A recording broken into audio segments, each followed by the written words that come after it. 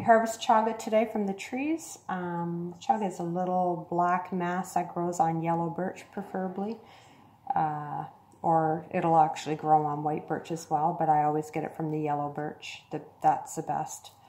Anyways, chaga, when it's harvested properly, a lot of people will gouge and take every little bit from the tree. I always leave a good amount on the tree to protect the tree and so the chaga can further grow. I get it home and it's prepped with a shredded knife. I find it easier to work with and get off all the bits. So what I'm doing right now is I'm taking off all the black outer part of the chaga. This will be saved. I make creams with it or the dual extract with it.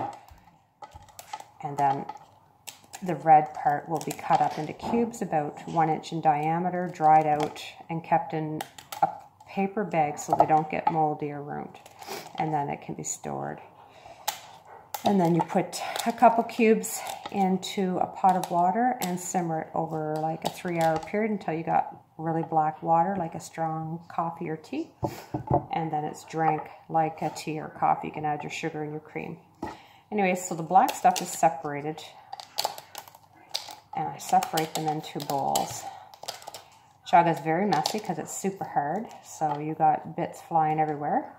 The bits that fly on the floor, I sweep up and that'll go into my garden because it's good for my plants. Or into one of the pots here and one of the flowers that I have in the house.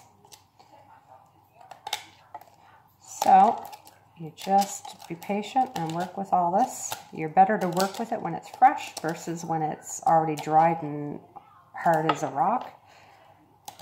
I can get these bits off easier when it's still moist from the outside, okay? Now if I want to drink this tonight, before it's even dry, what I would do, so this will all go into the black bowl. This is the black bowl bit that'll be saved for creams or dual extract. This is the bark that will be thrown into my plants around the house and any scraps that fall on the ground. So this part here is the black that I'm going to scrape into the bowl. Yeah.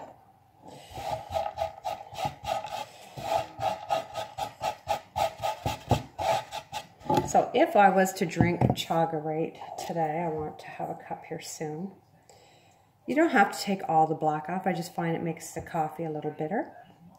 So this white part, I'm not sure if you can use that or not, but you can use this light part is a very nice tasting coffee and the red part's your best. So if I was to make a coffee right now, I would just kind of make little crumbs and put it into a tea bag or my tea, I don't know if it's like not an infuser, but you put it, all the coffee bits. I just put it into a tea bag. I have these disposable tea bags that I buy in bulk. So I'm just kind of shaving off like a powder here.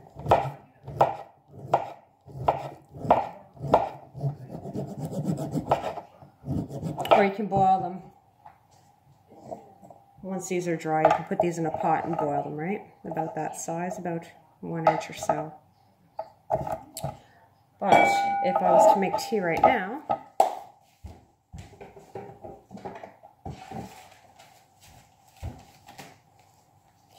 I have these bags. They're pretty small. I used to have bigger bags that worked better. So I'm just going to get myself a little spoon.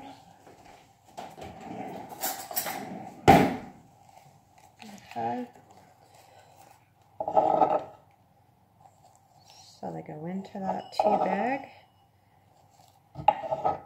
I'll put the kettle on like I normally would and make it just like I would tea. A good thing is to simmer it for longer. So a real good idea is putting something over your little cup when it's hot, so this gets to steep a little bit. Anyways, I can barely friggin' talk today here. Can't do two things at once, apparently. Okay, so that's your tea bag. That would go into your cup, just like a cup of tea. Add your water. Put a lid or some type of, I don't know, a little pot lid over your cup and let this steep for a little while. And then you can drink it, add your milk and your sugar, and you're good to go. So I have a little more to prep. This I've already prepped. You can see there's still a little bit of black stuff in there.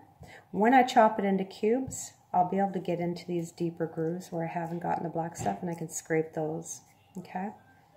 But all this is fantastic tea, and it's the highest antioxidant, I believe, in the world. Anyways, enjoy your chaga.